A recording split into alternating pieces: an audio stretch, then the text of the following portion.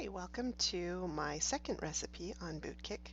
I'm teaching a class next week on websites with purpose. And so I wanted to create a recipe that talked about the call to action that will be the end result of creating your purpose statements for your website. In order to do that, you need to decide what are the top 3 things that your website needs to do for your business. You need to decide what are the top 3 things that your website needs to do for your visitor. You need to focus on the person using the website, and in order to do that, you need to ask a few questions of what that person looks like, what they would want, what their pain points are.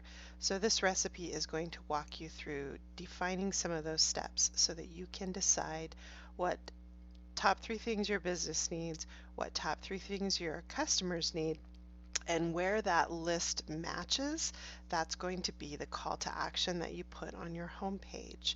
A lot of people talk about, with social media, is it even necessary to have a website, which drives me a little crazy. People still have expectations of you having a website, but websites with purpose do more than just act as a business card. They actually solve problems for your business, for your customers. They let you answer frequently asked questions. They save you time. So unless you can define goals and what your website needs to do for your business first, then sure, you look at it in the wrong light. But websites with purpose actually will solve problems for people, they'll solve problems for you, and people will take actions because you ask them to.